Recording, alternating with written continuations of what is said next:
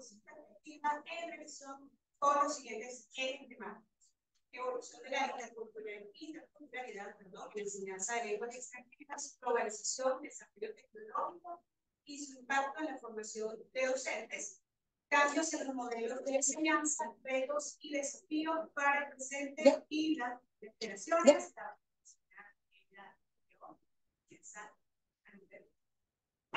Buenos días. Lo primero que quiero es expresar el agradecimiento por esta invitación. Quiero expresar también una emoción por estar de nuevo en mi casa. Ya. Cuando venía en el camino, venía recordando las notas que hice para conversar hoy y cambiando de tema, porque bueno, así la vida se funciona el cerebro. A estas alturas, y cuando entré me atacó una gran nostalgia. Y veía en los laboratorios, veía a mis compañeros en el pasillo, veía a David Durán cuando fue mi preparador de laboratorio. Sí. Entonces, bueno, muchas cosas de las que pudiésemos hablar, pero por supuesto tenemos que felicitarnos porque tenemos un tiempo cuadrado. Bien, entonces voy a volver al tema que quería hablar al inicio de la interculturalidad, y que por supuesto es un tema casi que obligado hoy en día con la globalización, la tecnología. Ya es casi que imposible imaginarse a un estudiante o un profesor de idioma que tenga cero conocimiento de la cultura. Y decimos, ¿cuál cultura? Si estamos hablando de inglés, ¿cuál cultura? La inglesa, la norteamericana, ¿cuál cultura? ¿Sí? Estamos en un tema muy amplio y a la vez muy profundo. Debo decir que la cultura, como la veíamos en aquellos años 70, 80, era limitada, se debía a la literatura, el arte, la geografía y la historia. Y veíamos, por supuesto, los ingleses, veíamos los británicos y los mexicanos, sin, por supuesto, descuidar a los otros países donde el inglés es una lengua, una primera lengua. Y hasta ahora se... Pero por supuesto, eso a la vez que iban cambiando los modelos de enseñanza, los modelos y los pensas de estudio, por supuesto, se fue cambiando para incluir muchas más cosas. Lo que pasa es que ahora es mucho más difícil porque la cantidad de conocimiento que se ha adquirido en los últimos años es tan grande que es casi imposible llevar el paso de los avances en los estudios de cultura. Pero bien, en aquella época entonces la cultura se veía, si todo lo que decíamos cultura nos imaginábamos, eso es literatura, geografía, historia, arte. Era un aprendizaje más bien y una enseñanza más bien de corte memorístico. Se basaba fundamentalmente en lo cognitivo conceptual, porque por supuesto los modelos de enseñanza por aquella época eran un modelo por objetivos, no por competencias, sino por objetivos, y además estaban fundamentados en teorías de aprendizaje derivadas de la psicología cognitiva. Por eso nosotros aprendimos el idioma con el método audiovisual, que tienes que aprender, memorizar, repetir, automatizado. ¿Okay? Y bueno, luego la interculturalidad todavía no se veía como tal, veíamos conocimientos sobre la cultura, ¿sí? Y era saber de cultura, saber de literatura, saber de geografía y saber de todo. Era saber y saber. Y luego, por allí, por los años 60, ya empezó a hablarse de competencias. Solo que fue por ahí en 2001, cuando gracias al proyecto Turing en Europa, se ganó más espacio, más protagonismo y se solidificó más el concepto de competencia. Ya no se hablaba o se habla solo del cognitivo conceptual, sino que esta parte de conocimiento es una de las tres caras o de las tres dimensiones de la competencia. Entonces, hablar de competencia no es solo saber gramática, saber vocabulario, saber conocer las ciudades, las capitales, los autores, los libros, ¿ok? No se trata ya de eso, se trata de incluir lo cognitivo conceptual junto con lo procedimental, es decir, el hacer y lo actitudinal, lo afectivo. Hemos aprendido que en todo ámbito educativo, en todas las aulas, hay un factor afectivo que interviene, que ya lo sabíamos, pero no se le daba como mucha importancia, ¿no? Entonces, ahora sí, así. Entonces es saber y saber hacer. ¿Qué hago con lo que sé? ¿Qué hago con lo que sé? Y por eso, por supuesto, ya el marco común europeo no es un invento de aquellos países por allá chiquititos, sino que el marco común europeo, por la globalización y los avances tecnológicos, se ha extendido a tal punto que hay países latinoamericanos que tienen su formación en lengua extranjera fundamentada en los criterios y los descriptores del marco común europeo. Entonces, esta globalización, este desarrollo tecnológico, bueno, han hecho su tarea de contribuir sustancialmente a lo que hoy llamamos competencias interculturales. Es decir, sé de la cultura, pero sé cómo comportarme socialmente con un grupo de personas que tengan elementos culturales diferentes. ¿Okay? Sé interactuar con ellos. Cosa que es muy difícil. Gracias a la tecnología, de nuevo, poco a poco lo vamos a lograr. Pero fíjense que la interculturalidad ha ido ganando terreno no solo en las aulas, sino que parte de la investigación. Si usted hace una búsqueda en Google Academia del término interculturalidad, de ahí le van a salir todos los artículos que están escritos y publicados. Allí, entonces, se hace una búsqueda de 1950 al 70, ese lapso de 20 años. Ustedes encuentran 6.330 resultados. Si usted hace esa misma búsqueda entre el 71 y el 90, los siguientes 20 años, ya tenemos 15.400 resultados. El doble. Si hace la búsqueda del 2000, perdón, desde 1991 a 2010, un lapso de 20 años, tenemos 22.900 resultados. Y si hace esa misma búsqueda solo en el año 2024, en los 10 meses que llevamos, 9 meses, llevamos 9 meses, y ya hay 16.300 resultados. Quiere decir que el interés por ese elemento intercultural ha ido creciendo muchísimo. Pero hablando de competencia intercultural, no nos quedemos solo con los conocimientos, hablamos de la competencia intercultural. Hasta el 2020 había 8.900 resultados. Hay publicados 8.900 artículos sobre competencia intercultural. En competencia intercultural y lengua extranjera, solamente en el 2024 ya llevamos 2.370 artículos de investigación y analizada. Esto tiene, por supuesto, que llamarnos a la reflexión, porque entonces, posiblemente en el texto de nuestro país, estamos dejando de lado un elemento fundamental.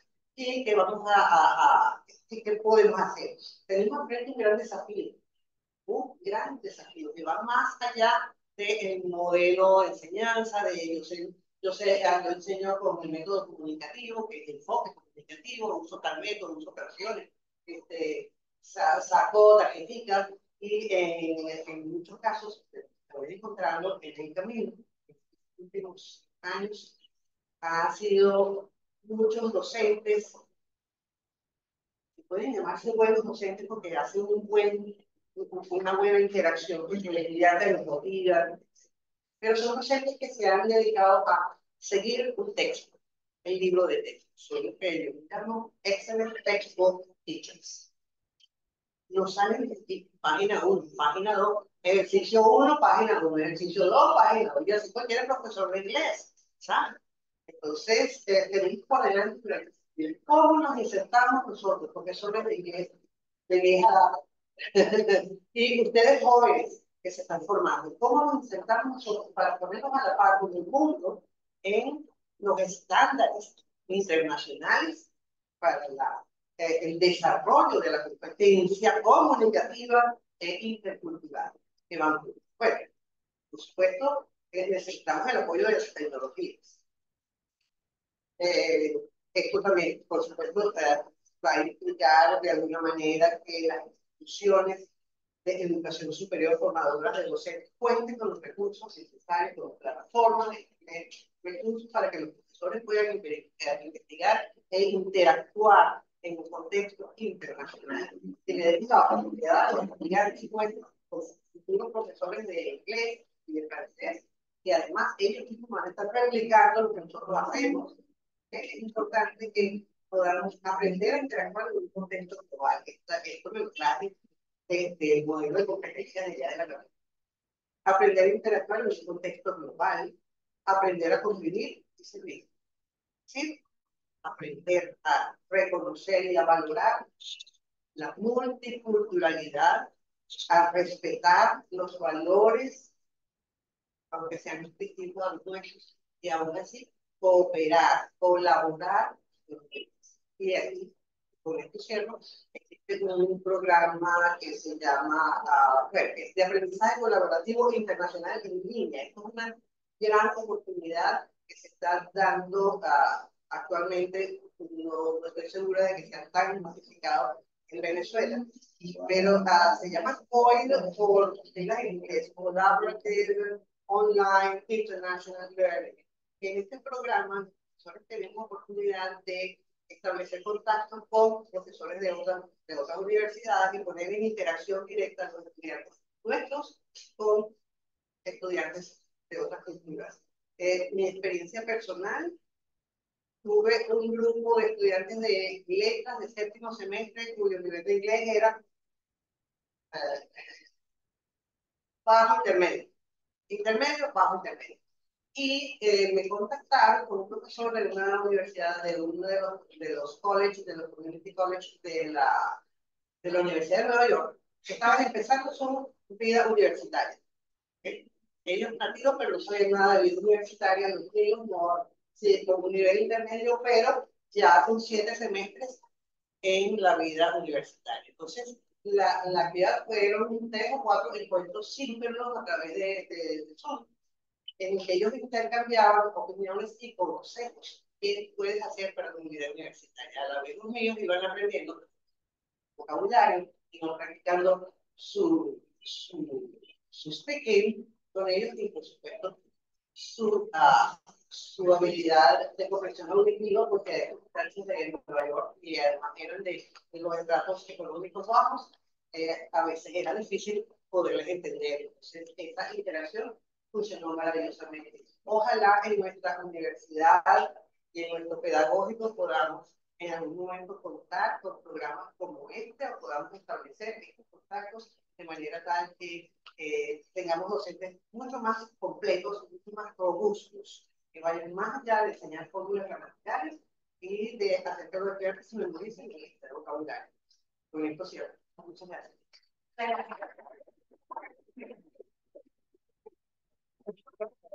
Entonces, la palabra a la doctora. Muchísimas gracias.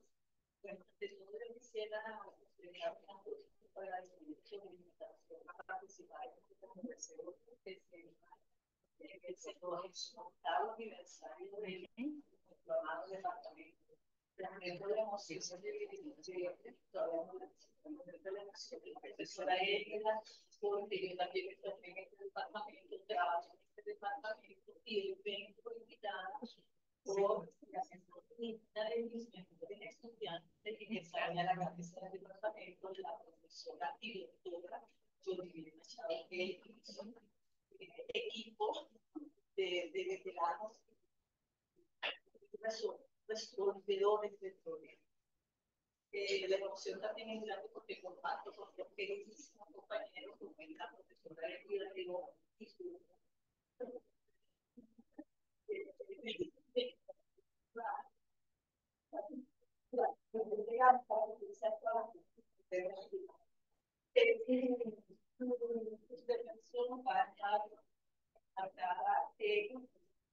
algo muy sencillo.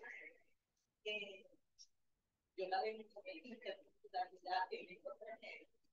Y como profesora de lengua, quiero hacer primeramente un punto horizonte en lo que fueron los momentos históricos en la enseñanza de la cultura en francés, lengua extranjera, pero esto es válido para todos los idiomas porque más o menos todos han seguido el mismo recorrido. En segundo lugar, quiero hablar acerca de la visión de la cultura en los métodos, porque los libros ya aparecen, en una cierta fecha aparecen elementos culturales. Y por último, ver cuáles son los desafíos de las nuevas tecnologías para la formación de la generación. En los momentos históricos, para hacerlo rápido y breve, yo señalo 4 grandes etapas.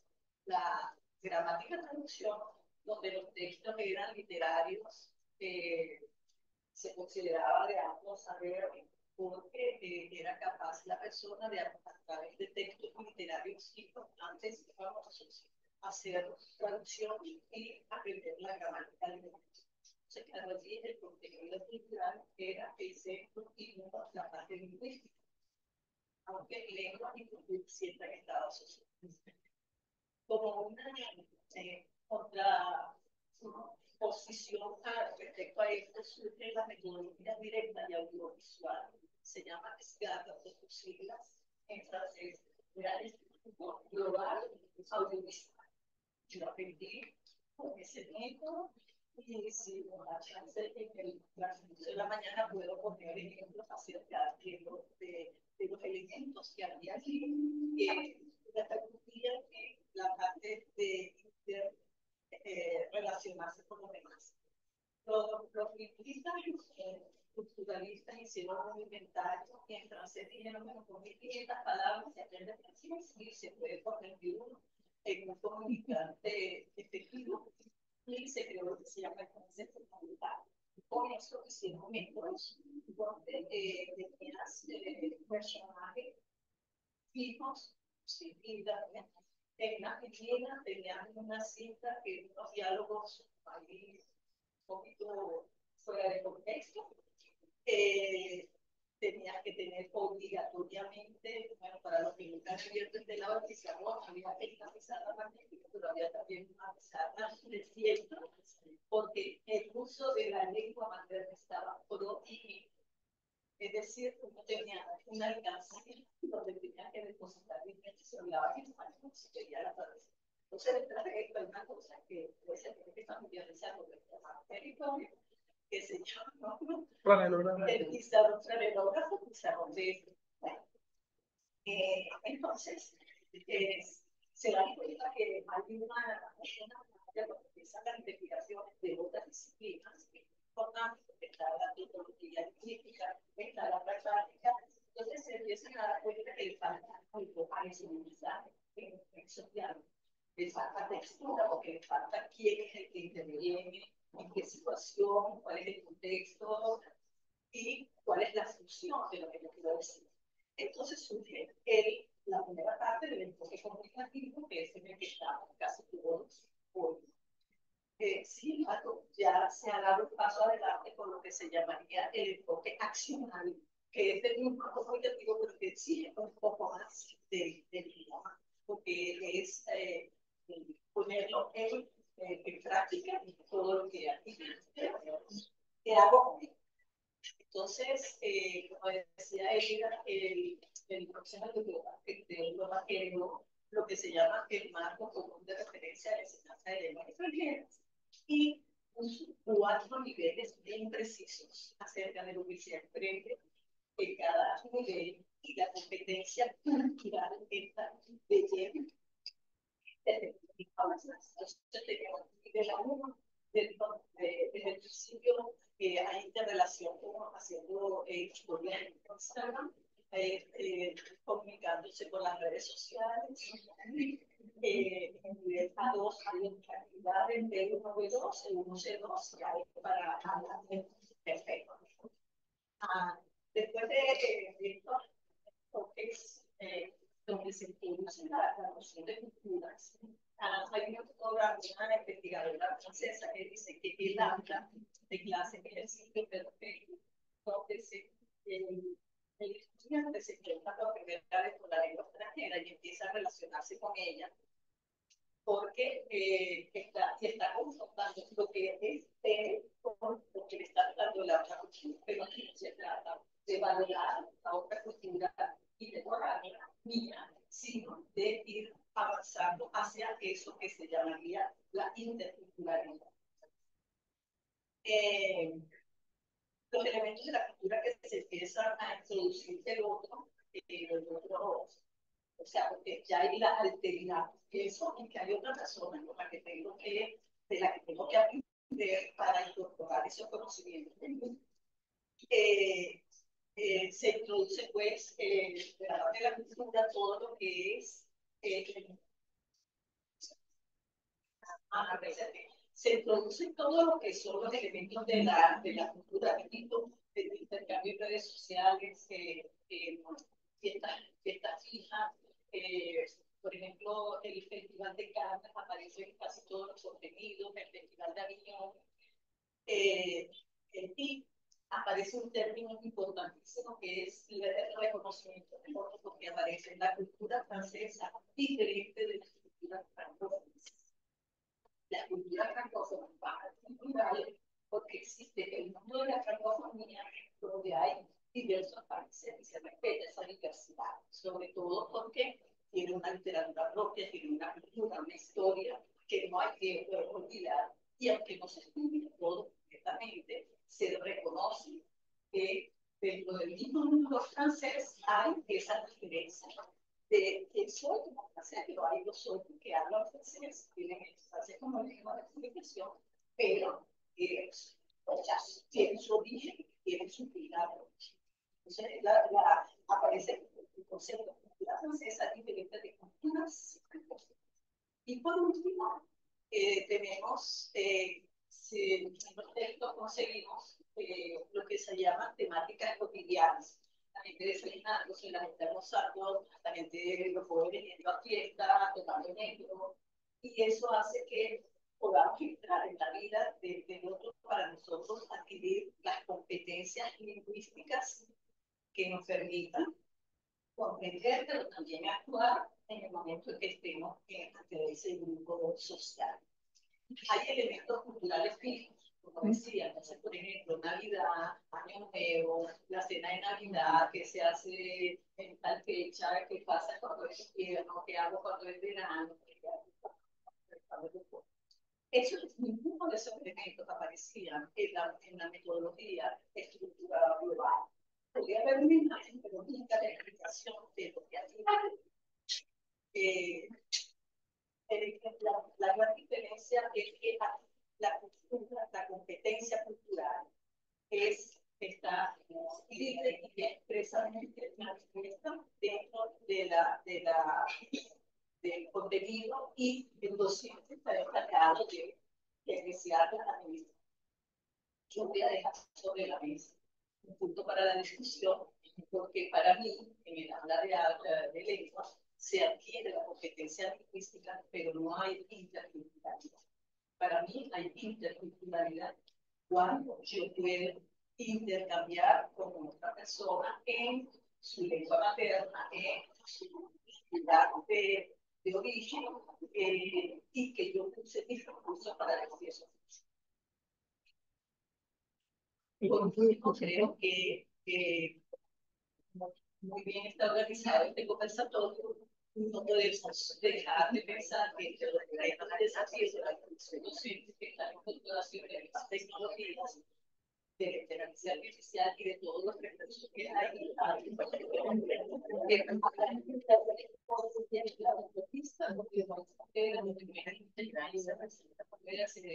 Información en cualquier momento.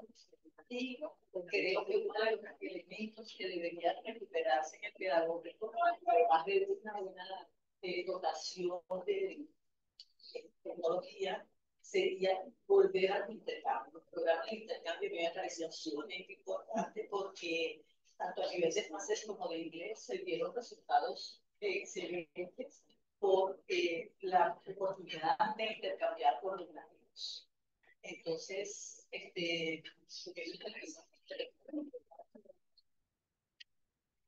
gracias.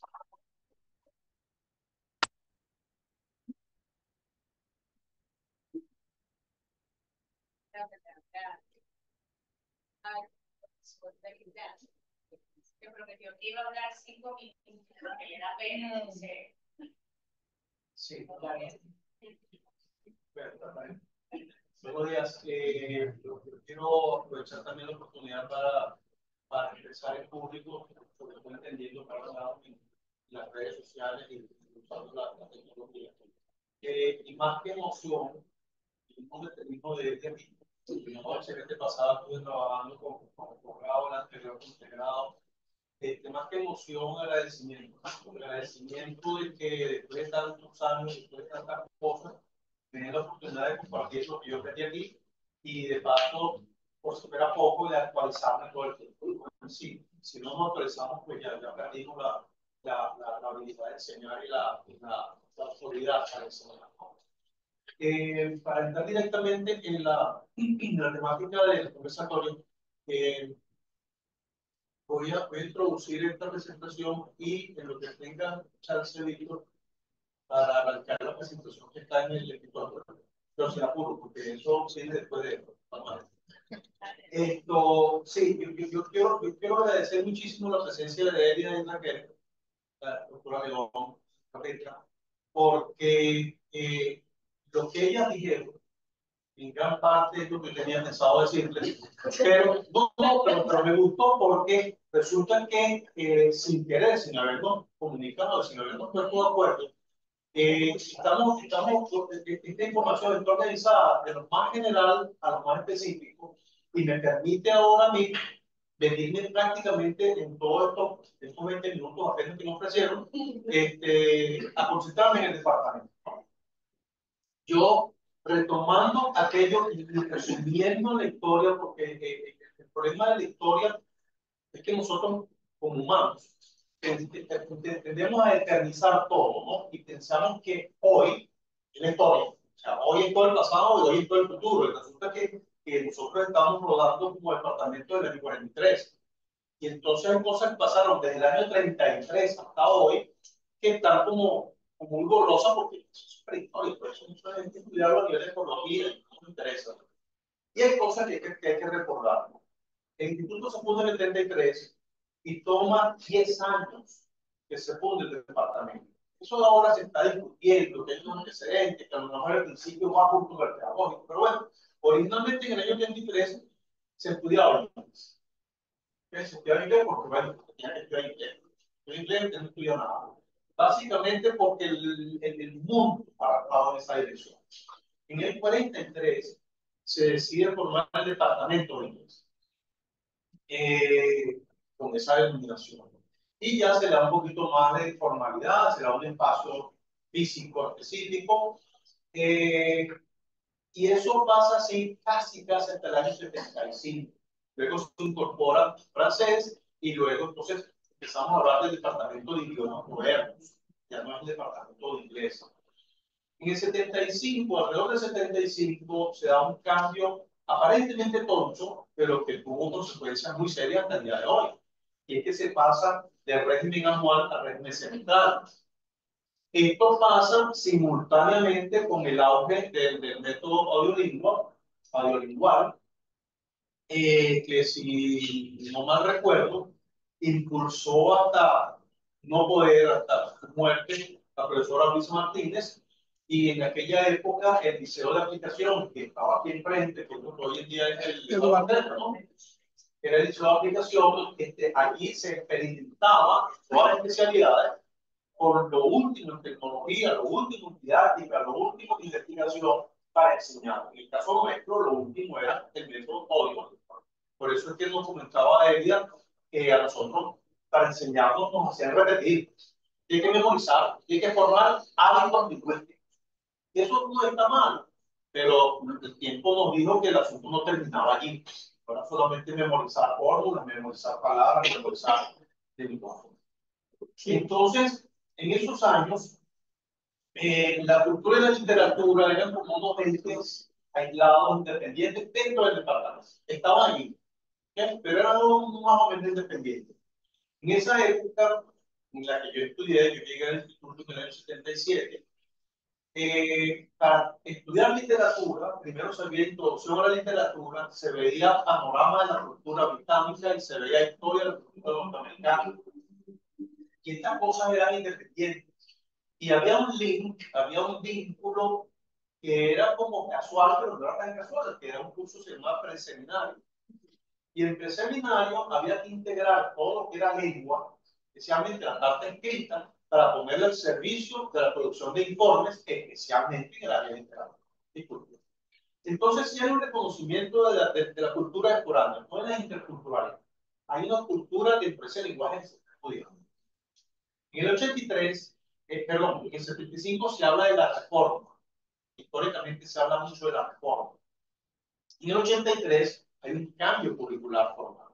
Ya yo me había graduado, pero sí escuché todos los rumores que generaron este cambio curricular, ¿no? Aquí se reconoce la interculturalidad. Se reconoce que hay que integrar la lengua con la cultura y el estudio. Y sin que fuese algo formal, se entiende que la literatura es la herramienta para que esa integración se dé. En esa reforma, perdón, en ese cambio curricular, se genera un curso que se llama Tópicos Culturales del Mundo de Habla Inglesa y que viene a sustituir el curso de Introducción a la Literatura, Panorama de la Cultura Británica e Historia de la Cultura Norteamericana, pero pasa algo muy interesante. Si están escuchando lo que hizo hasta ahora, el foco, y eso lo dijo Elida, el foco era Estados Unidos y Gran Bretaña. En este cambio curricular se integra todo eso en un solo curso, pero además se añade el resto del mundo a la inglés. Y entonces ahí entra el África angloparlante, el Caribe angloparlante, Oceanía, Canadá, todo eso hay que estudiar. ¿Okay? Para nosotros lo que nos tocó aquí lidiar con esto luego, de un regreso a estudiar en el pedagógico en el 89, y me tocó trabajar con este público. Era un dolor de cabeza, porque era todo lo que se hacía en 3 cursos, 112 horas semanales, hacerlo en 5. Pero además, porque eso me pareció poco, vamos a ir al Caribe y a África y a Oceanía y Canadá. Es una locura, como experiencia práctica, pero un paso importante. Un paso importante porque entonces ahora sabemos que no vamos a escoger entre un inglés británico y un inglés americano, sino que llevar a gente hablando inglés aquí al lado en Trinidad, en Guyana, en Jamaica, en Kenia, en Nigeria, en Nueva Zelanda, en Australia, en Papúa Nueva Guinea, en Canadá, y eso hay que tomarlo. En el año 96 se da otra reforma curricular, otro cambio curricular. Y aquí pienso yo que la interculturalidad se oficializa. Hay que tomar en cuenta oficialmente, incorporarla en los cursos y pasa algo interesante. Y es que sin ponernos de acuerdo, y recuerden que estoy limitándome al departamento. ¿Okay? Mucho de esta historia que yo tengo en la presentación, voy a pasar rapidito porque la profesora León, afortunadamente nos puso en su presentación y me ahorra tiempo, ¿no? En el 96, a partir del 96 hasta el año 2000, 2000 y tanto, los profesores en el área de fonología, los profesores en el área de gramática, los profesores en el área de lingüística y, por supuesto, en la definición de la lengua, empiezan a meter textos literarios. Y entonces, cosas que a los estudiantes los sorprendía y los sacaba de base, por ser término político, y estamos tan cerca de la nacional. Entonces, había textos literarios en las clases de gramática y había textos literarios en las clases de fonética y fonología, porque, bueno, el texto literario, especialmente la poesía, juega con el sonido. Y había textos literarios que se usaban en las clases de lingüística porque hay un fenómeno lingüístico allí que hay que revisar, que hay mucho que ver con el lenguaje figurativo. Y esto no fue formal, ni fue acordado. Fue que nos fuimos dando cuenta individualmente y al final del camino lo estamos haciendo por. Claro, estaba en el área de literatura y cultura y tenía que hacerlo por obligatoriedad, además es por gusto personal. Pero eso no se quedó en la cátedra de lingüística, perdón, de literatura, ni en la cátedra de idiomas, sino que permeó a todo el departamento y me refiero también a los dos programas, que tampoco que se quede en el inglés. En el año 2001, ya esto está fuera de la historia formal del instituto y del departamento, sino más bien la historia personal. En el año 2001 yo asumo la cátedra de literatura y cultura de inglés, de la Universidad de Inglés. Y entonces a mí se me mete en la cabeza que a raíz de toda esa experiencia había que sistematizar, había que disciplinar la enseñanza de la cultura y la literatura, porque siempre tenía, y ya parte de este país y del mundo tiene un toque místico, ¿no? Que la literatura no se define, que la literatura es de inspiración, es que no importa que sea como sea. Y yo digo, no, hay que disciplinarlo porque hay reglas en la literatura, no guste o no. Hay normas, hay una historia, hay una evolución, y eso se estudia y se aplica. ¿Okay? Y entonces yo en esa guerra que tocó incluso pelear con gente muy amiga, se logra cambiar aquel título de tópicos culturales del mundo de habla inglesa a introducción a la literatura y la cultura del inglés, por ponerlo por pero esto formaliza la presencia de la literatura que había salido cuando hablamos de tópicos culturales. ¿Okay?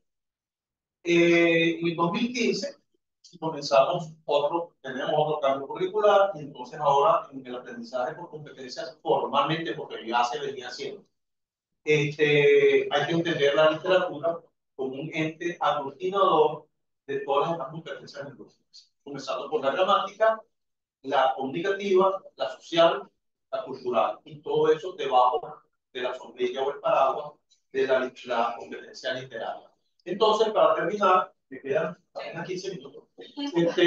Voy a pasar esta presentación rápidamente y voy a hacer énfasis en la competencia literaria, porque la competencia literaria al final del camino termina enseñando las otras, incluyendo la cultural. Y estamos hablando de interculturalidad, ¿no?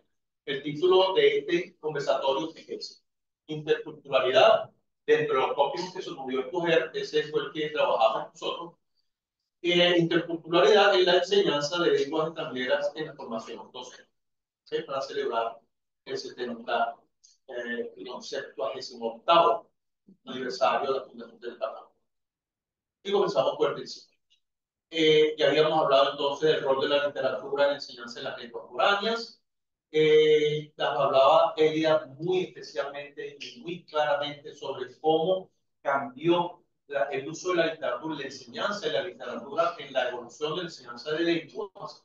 Noten que cada escuela, cada corriente lingüístico-didáctica tenía una visión de la literatura diferente, ¿no? En ese caso, por ejemplo, cuando hablaba aquel del método directo, se puede usar la lengua materna, entonces la literatura era tabú, eso iba a complicar la vida. Pero bueno, lo importante es que eso evolucionó, como lo explicó muy bien Elida, y hoy en día estamos en otro panorama totalmente diferente. La literatura en la enseñanza de inglés como lengua extranjera hoy es lo que va a ocupar principalmente esta presentación, especialmente considerando que vamos a integrar lengua y cultura.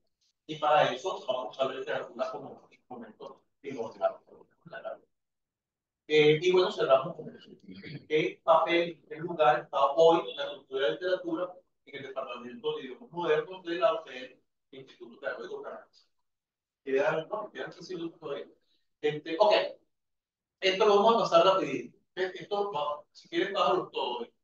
Estos son quizás los más conocidos, las más conocidas corrientes en escuelas de enseñanza, especialmente en el área de inglés, pero eso también se usó en muchas otras lenguas, ¿no? El método de traducción gramatical, el método directo, el método aquel de lectura, que era básicamente lectura y de paso silenciosa, ¿no? De lectura no oral, practicada, no lectura dramatizada. El enfoque oral, el método audiolingüe, también por la psicología. Luego vinieron, nos vamos poniendo más conscientes del asunto, vienen los métodos cognitivos y el cognitivo. El enfoque comunicativo, ya va. Y el eclecticismo, que es lo que usamos hoy. Hoy echamos mano a todo lo que hay antes si nos sirve en clase. Esto es peligroso, pero también nos da mucha ventaja. Nos da un abanico mucho más amplio para escoger para hacer todo. Que hay unas consideraciones conceptuales que debemos tomar en cuenta. Son 4. La literatura es producto de la interacción de lengua, cultura y sociedad. Si no entendemos esto, el resto de ese trabajo está perdido. No podemos aislar ninguno de esos elementos. No existe una lengua sin cultura, no hay una cultura sin lengua y sociedad, no hay una sociedad sin lenguaje. No existe. Los separamos por razones técnicas para estudiar, pero eso en la realidad, en la vida diaria, no se puede separar. La naturaleza del texto literario. Es importante que entendamos la naturaleza del texto literario para que podamos usarlo como herramienta. Lo voy a explicar en una sola lámina en un segundo. La siguiente, Víctor. La literatura entendida como un registro histórico de la realidad. Fíjense que estaba hablando del año 33 y para nosotros eso es tan viejo que los Beatles, que son viejos, se quedan cortos. Y 100 años, la vida del ser humano, nada. Por eso es importante hacer esa observación. Y finalmente, la importancia de la competencia literaria en todo este mundo. ¿Okay? En esta lámina resumo el primer punto. La literatura es el producto de la interacción cultura, sociedad, lenguaje.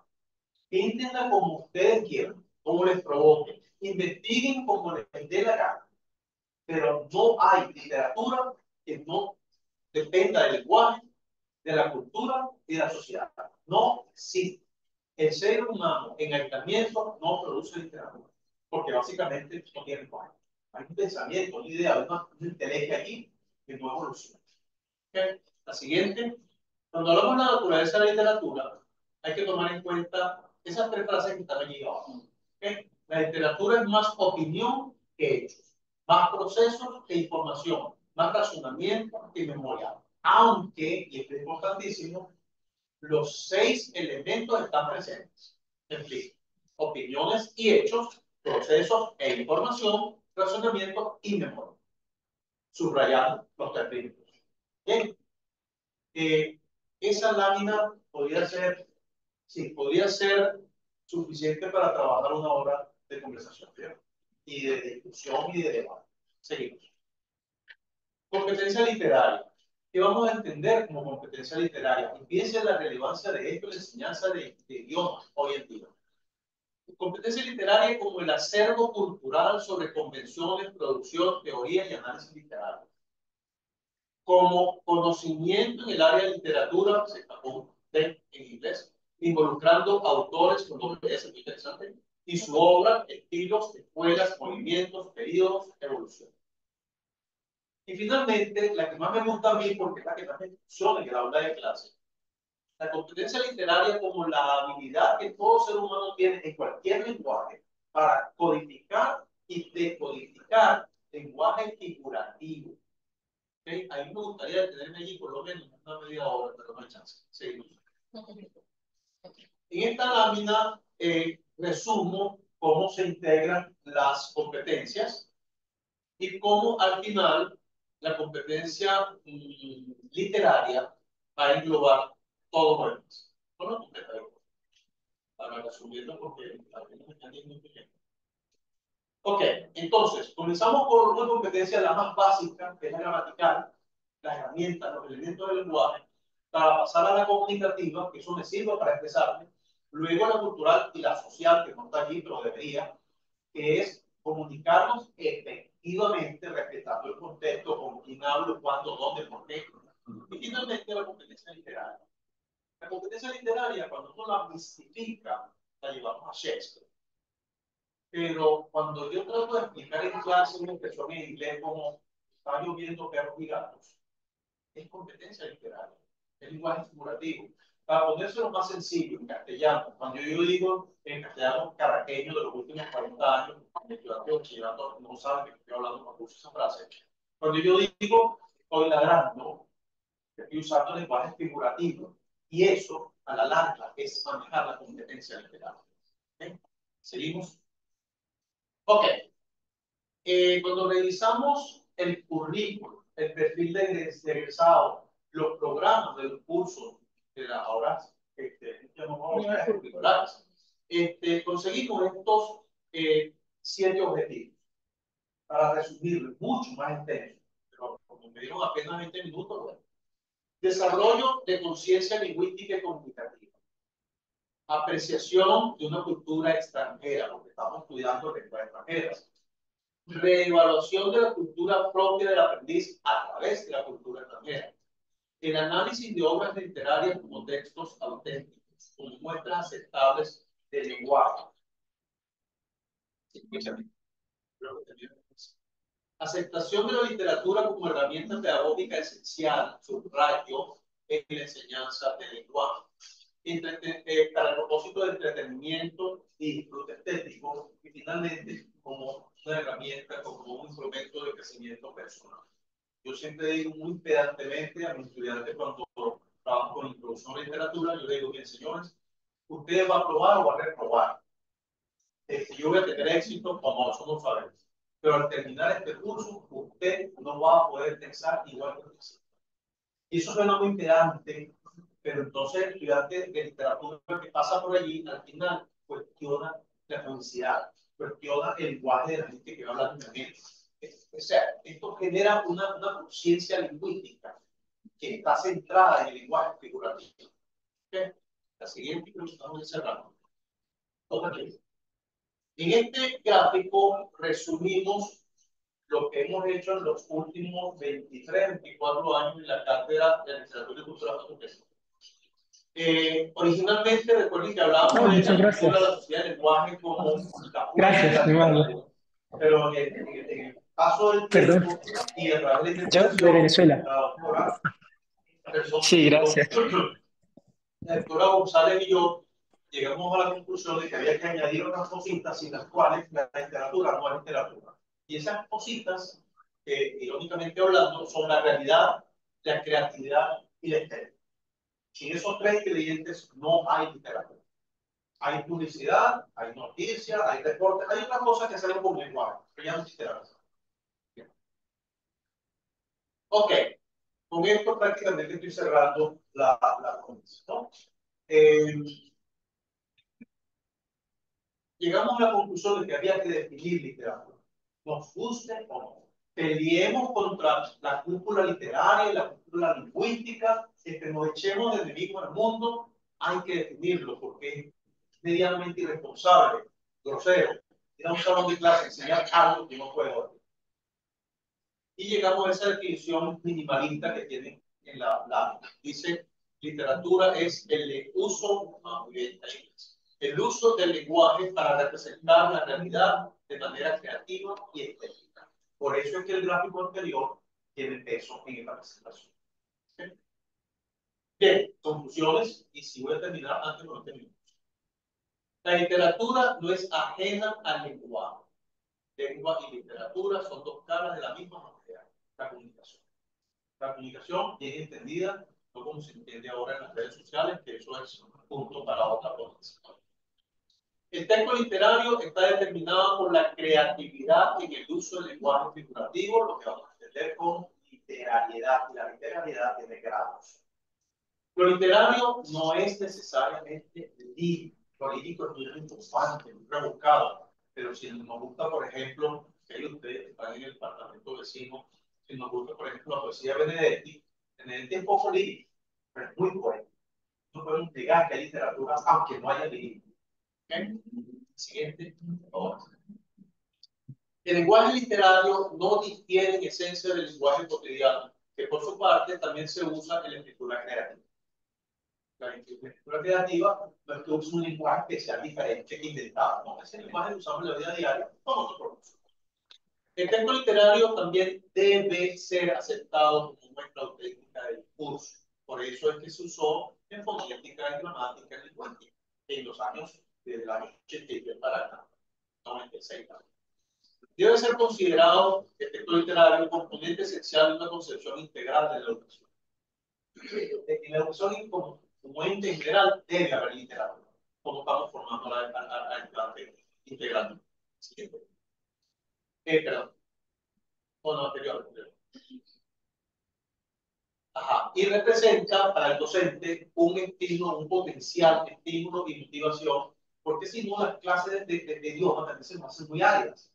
Entonces, ahí metemos musiquita, y metemos refranes, y metemos cuentos infantiles, y eso es literatura. El texto literario amplía las competencias lexicales y culturales a través de la lectura, integra cultura y la lengua en estudio, ejemplifica la interacción entre lenguaje, literatura y cultura, nos da una visión y un alcance universal del lenguaje, entendiendo que el inglés o el francés no se limita al lugar de origen, sino que hay un mundo que habla esta lengua. Y creo que la última es esa. Lo demás son referencias documentales que no vienen al caso en este momento, ¿no? Bueno, gracias por su atención, por su paciencia. Ahora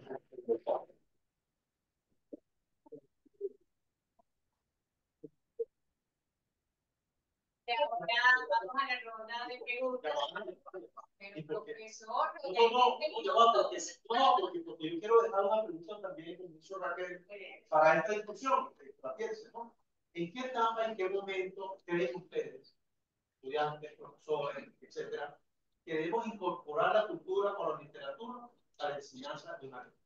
Esa es mi pregunta para ustedes. Es una pregunta bastante buena, ¿no? Sin embargo, antes de darle pase a nuestra audiencia por sus preguntas, que tengan muchas, yo tengo algunas, un punto más que preguntas que me gustaría que o profundizar en la misma persona que yo planteo o quizás otros panelistas también quieran solucionar. Por ejemplo, la profesora Pilga menciona que en el aula se aprende las competencias lingüísticas y no la intercultural, que es un tema bastante controversial desde mi punto de vista, ¿no? Yo me imagino que eso no lo vamos a resolver acá. Pero yo me preguntaba si también aplica en esta etapa de hiperconectividad, en este momento en el que estamos tan conectados globalmente, podemos contactar personas de diferentes culturas, de diferentes países, no necesariamente con fines académicos o de intercambio cultural, pero sucede. Que pueden conversar, que eso, el lenguaje puede ser también francés e inglés, e incluso por supuesto enfocamos en la lengua extranjera. Piensa que incluso hoy en día la interculturalidad es imposible de aprenderla en este contexto. Primero, pido disculpas si quedó en el aire este punto, porque yo te quise seguir a mi tiempo. Pero lo que yo dije es que la competencia cultural se adquiere en el aula, pero no es interculturalidad. No hay interculturalidad cuando yo estoy intercambiando con mi profesor o con otro compañero. ¿De acuerdo? Porque tenemos la misma idea. Por ejemplo, si yo quiero hacer una invitación, yo se lo voy a hacer a Elio, ¿verdad? El profesor me va a dar la competencia, a mí me va a dar la competencia para hacer la invitación. Me invito a un café a las 3 de la tarde y ya va a adquirir las competencias para decirme, para aceptar o para rechazar, ¿verdad? Pero estamos en el mismo problema. No va a haber interculturalidad. No hay interculturalidad para mí cuando empiezas a interrelacionarte con las personas de la organización. Porque estamos códigos, hay cosas que ocurren, señales, químicas, gestos que forman parte de la interculturalidad que yo tengo a mí, porque no estoy en relación con la persona que quedó claro. Yo aprendí y me fui a Francia. Me fui a contar cantidad de anécdotas porque había una diferencia entre lo que había aprendido y lo que se había aprendido. Entonces, esas son cuestiones que no se aprenden en los libros. Muchas gracias. Bueno, hay otra frase de la que quiero leer. Fue la doctora que dice que uno de los problemas que enfrentamos es qué hago con lo que sé. Y yo quizás tomé esa frase para contextualizarla en el ámbito de la enseñanza del inglés y del francés, en un contexto oficial, por ejemplo, la secundaria, el bachillerato. Estamos enfrentando un nuevo desafío, tenemos que actualizarnos, tenemos que ponernos en consonancia con métodos de aprendizaje, una conciencia mayor de la interculturalidad, etcétera, pero pareciera que el contexto del bachillerato más bien nos obliga a una visión del inglés y del francés de una manera sobre todo instrumental, en la que métodos anteriores todavía se siguen implementando de una manera tangible. Entonces, ¿cómo hacemos para salvar la distancia entre lo que nosotros debemos ir desarrollando acá y al que enfrentamos muchos de nosotros cuando empezamos a dar clases en el contexto oficial? Ellos, una academia de leyes, que es la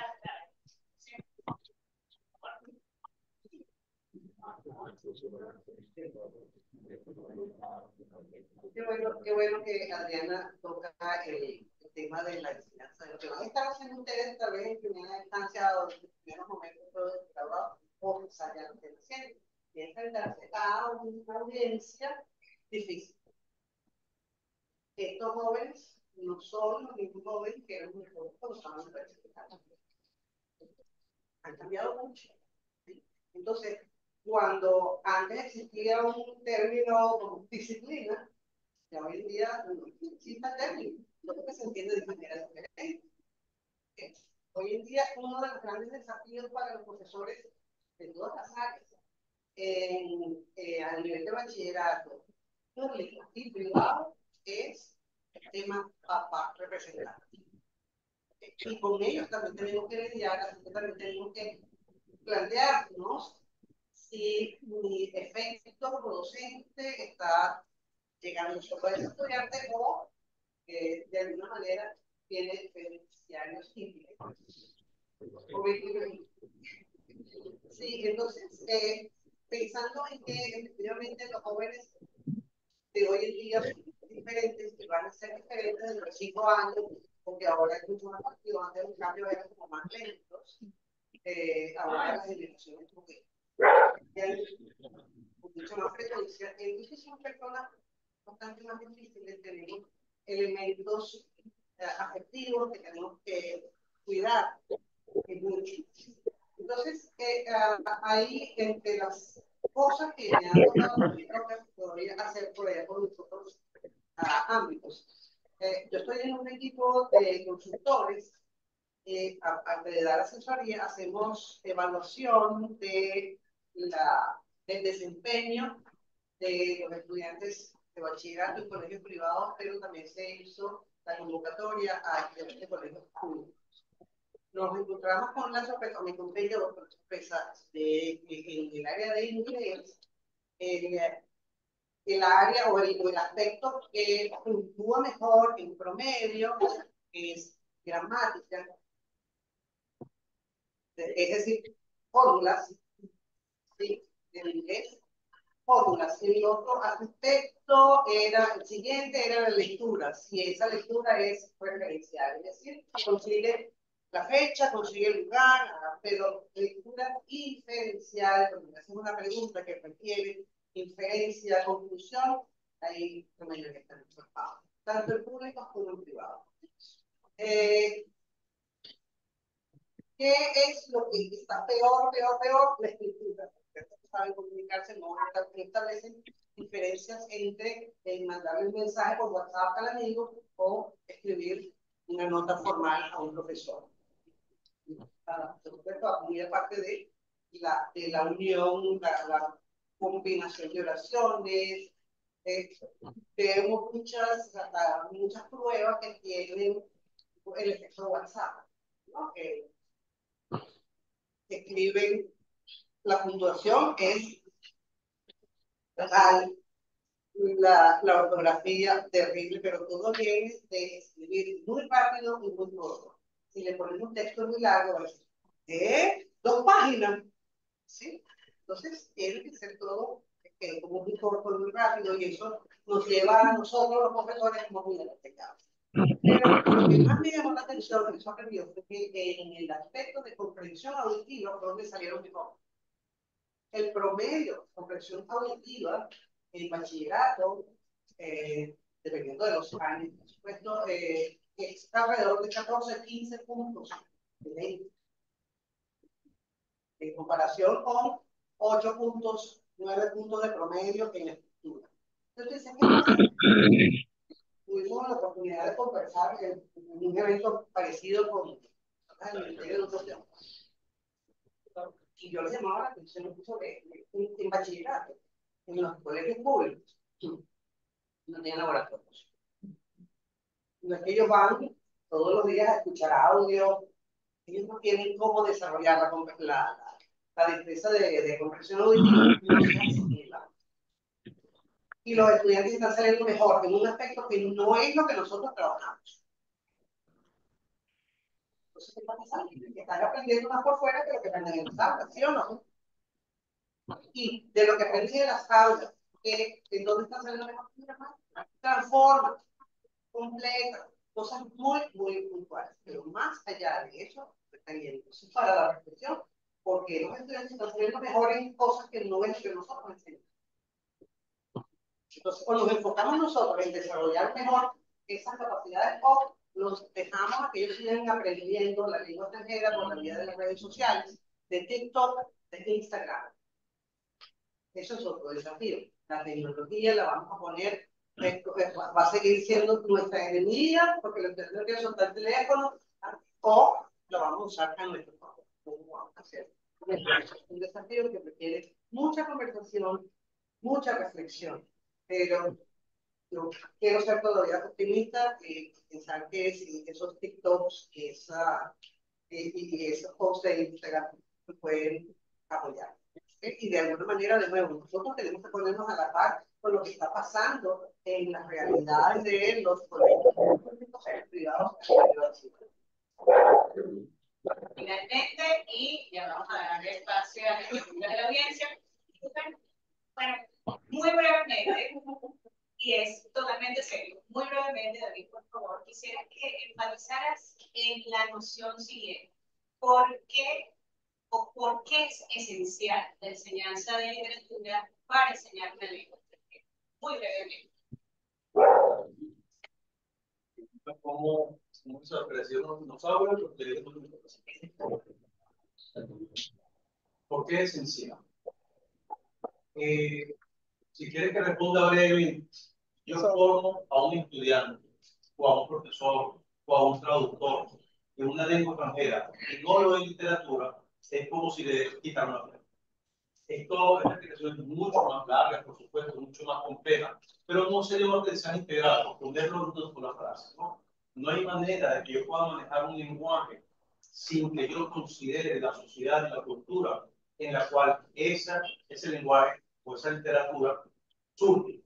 Entonces, al no considerar esos aspectos, ¿qué es lo que estoy enseñando? Hay una anécdota muy interesante que no voy a contar, pero te recomiendo que la busquen. Cuando le preguntaron al profesor Calcaño, Antonio Calcaño, le preguntaron en qué momento, y una pregunta que yo le dije a ustedes en el aire, en qué momento hay que enseñarle música a un niño. Si la consiguen por ahí, busquen. En este caso, aplícalo tan pronto como haya uso de música. No es posible. Más que en este día, como dije que lo pude lograr. Bueno, muchas gracias. Quisiera echar un poco de ustedes. Si tienen preguntas, comentarios para hacer el profesor, ya. Mucho la estuvo bastante interesante. Me encantó el tiempo y la invitación para que ustedes nos instruyan un poco en su visión en la enseñanza a diferentes. Mi nombre es Alberto, soy del departamento, soy estudiante de la escuela latina, ahora en el segundo semestre, y tengo varias cosas que atacar que escuché, es muy interesante. Uno es interpretación, la otra es la matriz profesora de la programación que hay de que estamos más por el aquí, y la otra es una propia. Y voy a hacer algo no bien de todo eso. Interculturalización, como lo ve la profe, dice que la interculturalización, si pongo nada más, en un solo ámbito, hermano, británico, inglés, y que ya se le pone un poco de otros angloparlantes, pero interculturalización de escuchar todo lo que ellos saben y nos traen, podría llamarse interculturalización, no sería también que nosotros abramos la puerta a esas personas y también que ellos nos escuchen lo que tienen con nosotros, porque creo que estamos aprendiendo es a escucharlos a ellos y a darles respuesta a lo que tienen que saber puntuales, pero no estamos aprendiendo para enseñarles a ellos lo que es diario.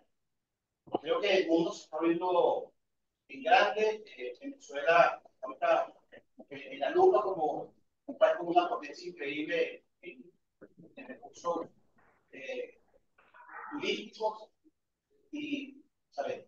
Creo que tenemos que completar el círculo de intercomunicación y aprender nosotros a enseñarles a extranjeros qué es lo que tenemos nosotros. No solamente interesarnos en escucharlos, preguntarles qué hay de fuera, entender lo que yo quiero decir para hablar en su idioma, sino que también ellos nos entiendan a nosotros y aprendamos, ellas aprendan de nosotros. Como se dice aquí, qué significa chévere, qué significa ir ladrando, y ser perro, esa visión. Lo otro es que usted nos dice que está preocupado porque aprende más afuera del aula. Creo que falta motivación. ¿No? Desde mi punto de vista, no hay motivación para aprender un idioma si no entrego lo que yo tengo. Entonces, creo que sería eso entregar en profesor de cómo entregar un idioma. Creo que debemos producir. Creo que la parte de literatura, no solamente escuchar o leer lo que ella pueda, sino creo que debe también enfocar un punto importante es qué producimos nosotros para entregar al mundo de otros idiomas y se está haciendo y por qué no hacerlo. A mí también concursos. Creo que si queremos que el chamo escriba en inglés correctamente, tenemos que motivarlo que escriba, que tiene que haber un concurso. Mira, que si el que haga una buena publicación, vaya a una revista literaria, vaya a un periódico que tiene el instituto, que participe en un intercambio cultural. Y no sé si se está haciendo, no sé en qué medida tenemos todo eso plan cubierto.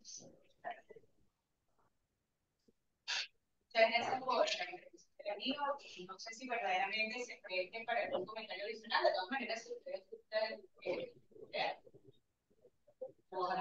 contar algo. Bueno, lo que pasa es que el aprendizaje de la interculturalidad debe ser y también tipo de la sociedad, ¿verdad? Es decir, lo que usted plantea, que sea que ellos nosotros nos competen nosotros como profesores de idiomas, sino que yo veo dos caminos diferentes, el de sociedad compartiendo interno, relacionándose con la otra sociedad, y eso lo que está muy bien de la cultura, me parece muy importante, porque de la interculturalidad que estamos hablando es de la individual que se atiende para estudiar también una lengua extranjera. Porque eso es así lo que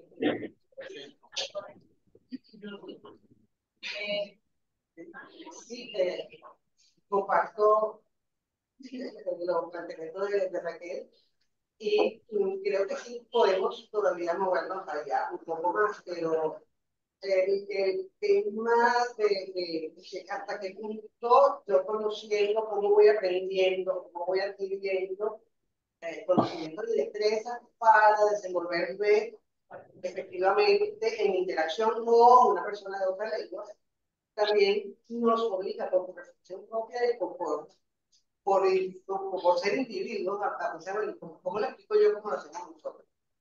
Cuando él me dice, bueno, en mi país hacemos esto, y esto, y comemos esto, inconscientemente, no con información de docentes ni con información de alumnos, yo voy pensando, bueno, en mi país hacemos así, y nos vamos a querer explicarle a él. Entonces, sí, claro, siempre está presente los elementos de nuestra propia cultura, porque muchas veces evaluamos, o el término, no lo estoy usando en términos negativos ni calificativos, pero vivimos valorando, no sé, ese término, valoramos o apreciamos nuestra cultura a partir de otras cosas que vemos de nosotros. Esto es muy importante. Y eso también motiva. ¿Sí? La motivación es un hueso duro de roer, porque la motivación es un elemento que se nos ha colgado, así como que esa responsabilidad suya, profesor, de no motivar a los alumnos. Sabemos que la motivación es mucho más que eso. No es el profesor haciendo maromas en el salón, haciendo una clase dinámica, bonita dinámica. Para que sea dinámica, el estudiante tiene que aportar, ¿sí? Entonces, la motivación no parte necesariamente de que el profesor tiene que motivar al estudiante. El estudiante tiene que estar automotivado, tiene que venir con motivación de su casa, de sus padres. ¿Sí? Y es una motivación que tiene que ir también mucho más allá de la recompensa. Siempre temprano, que todo le vale punto, cuánto vale eso, ¿sí? Porque me voy a ganar. Y eso es un tema que va más allá de la enseñanza de la lengua, pero es un elemento desafío en esta sala de clases. Sí, me gustaría. Sí, yo iba a decir algo muy breve, ¿no? Y que yo siempre subrayo cuando trabajo con este tipo de temas en y es que todo es un término, Alberto, todos los términos son relativos. Entonces, la interculturalidad no es que se da o no se da, se da por grados, se da por niveles, ¿no? Y previo a la interculturalidad debe haber también un proceso de transculturalidad, que es otro rollo distinto. Y bueno, lo más importante ya lo vimos acá, ¿no? Pero que pongo un ejemplo sencillito de interculturalidad y transculturalidad. Sabemos y se ha repetido miles de veces que cuando alguien habla más de un idioma es más de una persona. Si alguno de ustedes habla ya con fluidez otro idioma que no sea nativo, se dan cuenta de que uno de los gestos le cambia tu lenguaje. En el caso mío, porque es la persona que mejor conozco, yo cuando cuento en castellano cuento 1, 2, 3, 4 y comienzo con el inglés. Perdón, con el inglés. Cuando estoy hablando en inglés, o estoy practicando algo en francés, o estoy metiendo una hora con un italiano, yo digo 1, 2, 3, 4 y comienzo con el plural. Eso parece una tontería, pero eso es parte del proceso de transculturalización e interculturalidad. Pero esto, como hemos dicho ya varias veces, pues tenga para cortar, ¿no? Sí. Me gustaría combinar para dar espacio a de ser posible con las preguntas del público que nos acompaña por Zoom. Sí, muchísimas gracias. Acá tenemos algunas preguntas y algunos comentarios. Vamos a ceñirnos a las preguntas. Jesús pregunta por acá, ¿qué perspectivas hay en la enseñanza de la literatura para el desarrollo de la competencia lingüística dentro de los cursos de inglés general y de enseñanza de inglés con propósitos específicos, tomando en cuenta las limitaciones existentes en los programas curriculares?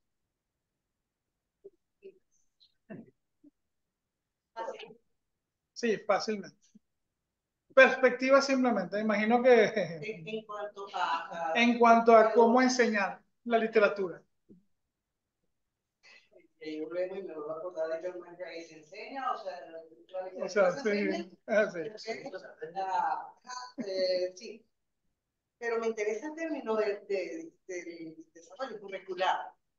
Cuando hablamos ya de currículo, yo desde hace rato y a mí también lo mencionaba, enseñanza por objetivo. Al final de la clase el estudiante será capaz de, no, eso cambió, Sí. eso cambió. Entonces ahora necesitamos movernos hacia la competencia. ¿Cómo desarrollo yo la competencia? Todavía hay personas, de verdad, todavía hay personas enseñando, es decir, que dicen, tengo que enseñar esta competencia. No, señor, eso usted no le enseña. ¿Okay? Usted tiene las actividades necesarias que están apegadas a unos criterios de desempeño que reflejan que usted está desarrollando cierto grado en un proceso, una competencia, ¿sí? Entonces, de nuevo, en el mundo globalizado que estamos viviendo y ahora también con la inteligencia artificial, creo que la enseñanza de la literatura tiene toda la calidad del mundo. Es esencial, se hace esencial. A través de la literatura tú puedes hacer mención a procesos específicos de la conducta humana, de la experiencia humana, somos humanos, ¿sí? Entonces no es necesariamente la visión de enseñar la literatura y le voy a enseñar este autor y después le voy a poner un examen donde yo le pongo allí un fragmento y dígame qué autor es ese y en qué año escribió eso y a qué movimiento literario pertenece. No se trata de eso. Se trata de que el texto literario sea el trigger, el detonante de los procesos afectivos, emocionales, de experiencia humana que tenemos todos. ¿Cómo lo expresamos? Necesitamos entonces partir de elementos comunes, universales, temas universales que nos permitan iniciar y desarrollar una conversación más humana y más de intercambio real con el estudiante.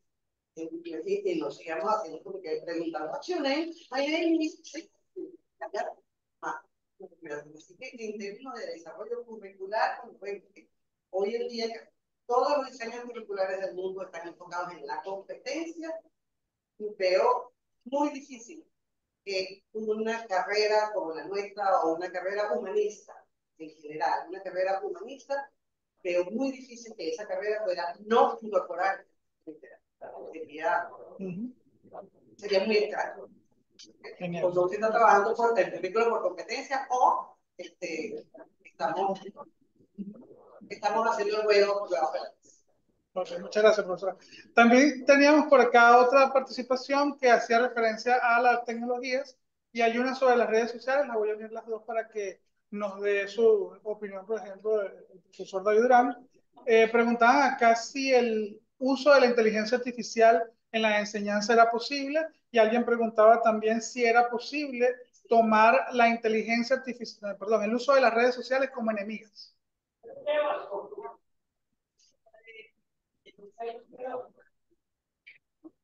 Sí, ellos preguntan la integración de la inteligencia artificial en la enseñanza de idiomas como amenaza al rol docente y luego las herramientas tecnológicas o las redes sociales que si son realmente enemigas. Entonces, por supuesto, estamos buscando un patrón. Y voy a tratar de hacerlo breve porque eso da para un seminario completo. En lo personal, yo, esto es una cruzada, cuidado, sin cruzada perdida, pero yo estoy convencido de que las redes sociales están acabando con la comunicación y que la comunicación está muriendo en manos de la información. Este es un rollo quizás personal. ¿Por qué? Porque las redes sociales parece que tendieran a dar información sin que necesariamente haya una interacción, haya una retroalimentación, haya una respuesta. Cuando uno contacta a alguien que está perdido en el mapa, las últimas 2 décadas lo consigue en internet, ese intercambio lingüístico puede durar 2 o 3 intervenciones. Ya después de eso, no me interesa. ¿Por qué? Porque lo que me interesaba era el chico. ¿Dónde estás? ¿Qué estás haciendo? ¿Qué ha pasado con tu vida? Después que yo satisfago esa curiosidad, la comunicación pareciera no ser importante. Ahora, es otro asunto. Es otro asunto porque, repito, que esto va en el campo del humano y es muy absoluto. Hay grados, variedades, ¿no? Y el asunto de la inteligencia artificial es mucho más complejo de lo que parece. Y sin embargo, yo voy a tratar de responderlo de una manera minimalista y simple. La inteligencia artificial es una herramienta. Y las herramientas no son buenas ni son malas. Son buenos o malos sus usos. Yo siempre pongo un ejemplo muy elemental en conferencias, en conferencias, en clases, hablando con los estudiantes. Eso que tú estás manipulando ahorita es una herramienta, una computadora. ¿Okay? No hace falta que les explique para qué, sirve para miles de cosas. Pero si yo agarro esa computadora y se la mando por la cabeza a alguien, se convierte en un arma. El mismo objeto. Eso pasa con la inteligencia artificial. Yo creo que lo más sano, y creo que lo he visto en ponencia del mismo profesor Víctor Ojeda, lo más sano es no satanizar. ¿Okay? Por el contrario, recomendar que se use, pero úsela adecuadamente. No la use para que lo sustituya a usted. Úsela en su favor, en su provecho. Usted escriba, someta los juicios de inteligencia artificial después. Pero es eso, ¿cómo se usa? O sea, un poco como decir que es un enemigo o un amigo. Puede ser un cómplice, puede ser un enemigo, dependiendo de cómo se usa. Así que ya está. Me gustaría que pase al final. Bueno, buenos días. Yo me voy a sumar a las palabras de agradecimiento de mi compañero Alberto. Mi nombre es Giovanna Molina, estudiante de Lengua y Literatura segundo semestre. Gracias a aquí. Pero he ido tomando nota, haciéndome preguntas, respondiéndome las ustedes. Sin embargo, yo voy a leer tres puntos que tengo acá para finalizar con una pregunta. Porque siempre, y además que es increíble cuando hablamos desde el 83, empezamos desde el 33, empezamos con cursos de inglés, mira hasta dónde hemos llegado, ¿no? Y de una manera aislada y sencilla nos han llevado por todo ese camino hasta lo que tenemos hoy. Sin embargo, no digo tenemos hoy, pero que también desconocemos mucho. Porque tomé mis notas, profes, permiso me de leer, había tomado aquí, conociendo todas las debilidades de la educación de la lengua moderna en los primeros pasos de vida del ser, del educado. ¿Cómo sustituir la plataforma tecnológica para lograr el aprendizaje efectivo, asumiendo la interacción intercultural como un elemento indispensable? ¿No? Porque me voy siempre desde el niño pequeño. Quienes tenemos familia en el exterior, en los Estados Unidos, en otros países, vemos cómo desde pequeños estudian español, estando allá en español, y siempre ya están buscando profesores de español, entendiendo y asumiendo ellos, gracias, que el español no es cualquier área que pueda dar cualquier docente. Sin embargo, bueno, se ha respondido un poco allí, aquí y allá, sí, quedé satisfecha con sus conversaciones. Había colocado también en los estudios de investigación de enseñanza del lenguaje, han llegado al docente que tiene la responsabilidad en aula con los estudiantes, es decir, ha habido una importante intención de investigar, de ahondar en los estudios para lograr la evolución de la inclusión de las lenguas modernas en nuestra vida cotidiana, además, porque todos somos estudiantes y todos estamos en aprendizaje. Entonces, realmente ha llegado a docente. Y yo quiero concluir mi intervención y preguntar, a ver, ¿qué tanto nos falta? Es decir, ¿cómo llegar al hecho de que el inglés se incluye en el programa educativo con el mismo nivel de importancia que tiene la lengua de la literatura o castellano, como lo vemos desde que los niños están que comienzan su primer grado, incluso en educación inicial? Estamos viendo, yo que tengo hijos, que tengo nietos, todos estudiando, vemos que, oye, falta profesor de castellano, ninguna alarma, no hay profesor de castellano, pero realmente el profesor de inglés no hay. Es como no tenemos química, biología y física, y tampoco inglés, es decir, y qué importante es que esa lengua moderna, todas las lenguas modernas, sean incluidas como un área indispensable, como que es indispensable, temas generadores, llamar ahora, tan importante como el castellano. Además, nosotros procurando la formación de ese ciudadano integral, ese ciudadano que sale en un bachillerato en la universidad, que debería tener un conocimiento más que básico del inglés. Recordaba estos días el profesor José Gabriel en una clase de lingüística con nosotros. ¿Quién sabe aquí hablar en inglés? Y ninguno levantamos la mano. Entonces digo, bueno, perdieron 5 años de su vida en aprendizaje del español, del inglés, y verdaderamente me dolió. Me dolió porque yo siempre en inglés. Entonces, tienes que ver, hay un tema allí de calidad en esa área. Tiene que ver un tema también de importancia dentro del programa educativo. Bueno, gracias y muchísimas gracias.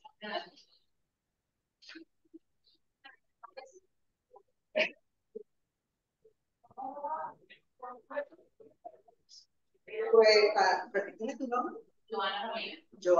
Joana, has tocado unos puntos súper relevantes, muy importantes, que que complican un poco más el panorama, esos aspectos. La investigación llega a docentes de educación media, básica, media, general, asisten a eventos de investigación, asisten a existía el encuentro nacional de docentes investigadores de la universidad. Participaba muchísima gente de castellano, castellano. Y nosotros de inglés, eso ya casi no se ve. Y los eventos de investigación no son tan accesibles o tal vez de mucho interés, no solo a los docentes. Bien, pues vamos a ver los docentes la cantidad de tareas y cosas que tienen que atender.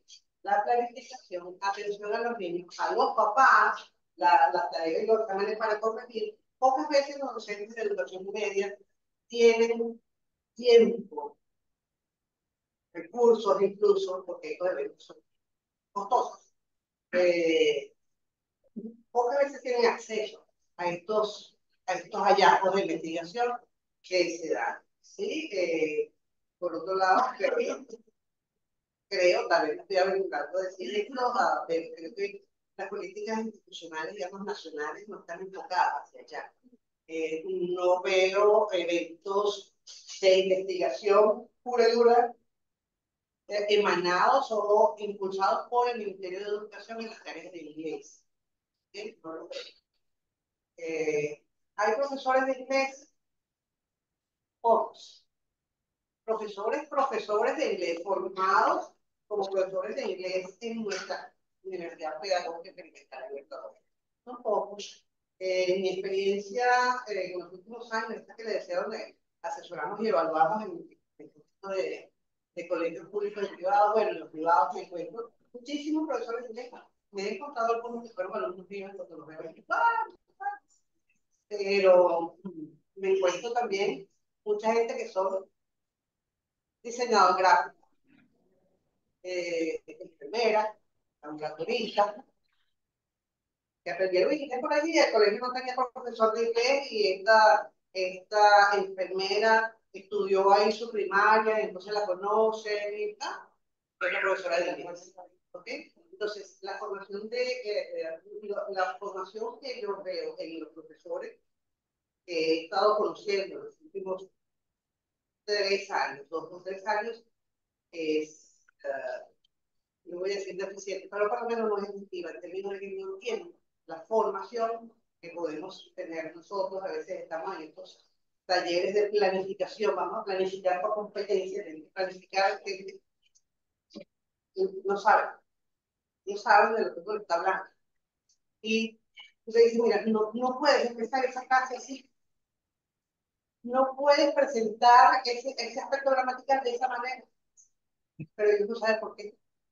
Entonces, háblales de psicología del aprendizaje. No saben. ¿Okay? Entonces, eso es un gran problema que se está presentando. Y como les decía, se ha ido limitando la enseñanza de inglés a que, bueno, este es el método. El método es un texto. ¿Okay? Ahí el texto además trae unos links y el niño puede estar a la página y puede hacer los ejercicios por allí y la maestra puede ver, la profesora puede ver si el niño hizo los ejercicios. Se han dado casos incluso de niños que la maestra lo tiene allí al frente, estamos haciendo y le llega la notificación a la maestra. Fulanito acaba de completar su tarea. Todo completó la tarea, se lo digo así. Es la mamá o el papá que le está haciendo la tarea para que el niño siga sacando 18 años. Ese es un panorama muy complicado, muy complicado. Y si hay profesores de inglés, yo celebro tanto ver que todavía hay estudiantes en nuestras aulas, todavía hay gente que quiere aprender a hacer profesor de inglés, porque no es nada más que quieren aprender el inglés, quieren ser profesores de inglés. Sí. Incluso en la UCAP tiene que estar pagando, y no paga poquito para ser profesores de inglés. Sí, todavía hay algunas personas que tienen ese interés. Vamos a ver cómo lo rescatamos. Y no es fácil. ¿Okay? Y con respecto entonces a cómo hacemos con esto de la interculturalidad, si casi no tenemos ni siquiera profesores de inglés formados, todo eso, pero nos toca.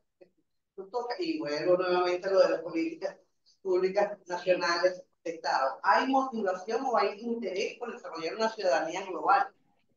Porque eso se va. ¿Sí? Ahí es donde me voy. ¿Cómo vamos? ¿Cuál es la valoración que tenemos desde los documentos oficiales? La valoración que tenemos de esa ciudadanía global. ¿Cuál es la valoración que tenemos del docente de aula? Del docente. Con esos. Bueno, creo que nos queda espacio para una pregunta muy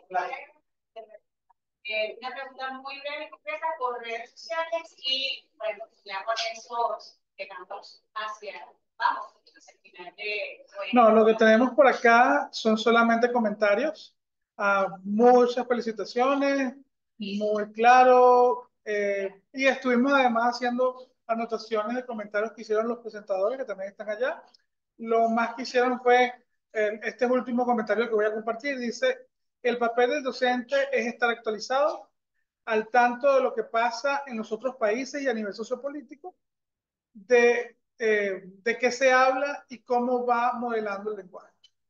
Esa es parte del papel del estudios del discurso. Sí, exactamente. Bueno, entonces para concluir, no sé si quieren decir una frase final de cierre, de despedida. Yo por mi parte, como estoy acá, les agradezco a todos esta casa llena que tenemos el día de hoy. Me contenta muchísimo, me llena de mucha emoción ver a 3 de los profesores más insignes del Departamento de Idiomas Modernos, así lo considero yo. Pero también me emociona mucho verlos a ustedes, que se hayan interesado, que hayan venido, que esta jornada solamente tiene sentido si ustedes participan. Muchas gracias por haber venido el día de hoy.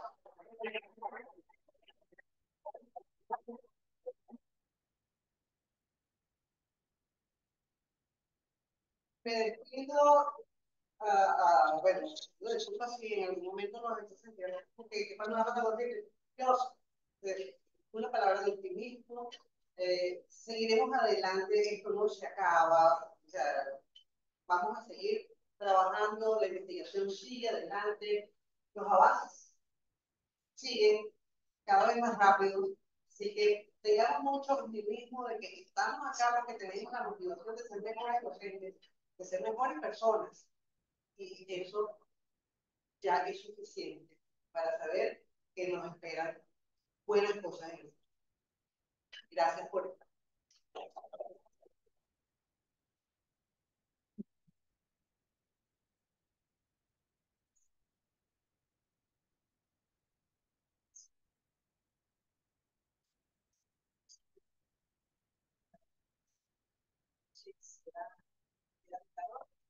Y que siguen abiertos el espacio y agradecer que todavía hay me quedan profesores enseñando y hay estudiantes.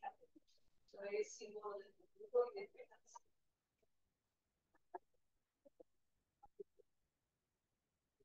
No, disculpa porque para mí es inevitable tocar este montón de cosas tan pesadas de manera ligera y muy formal.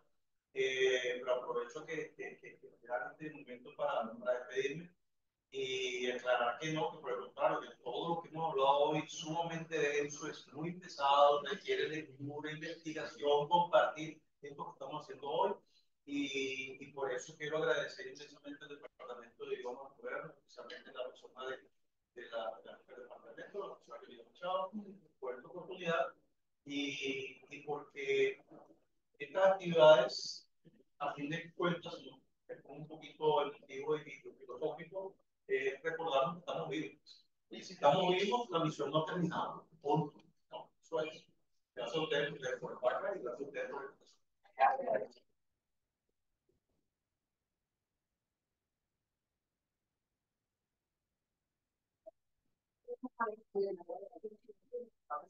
Con eso cerramos la participación. Muchas gracias a todos. Adiós.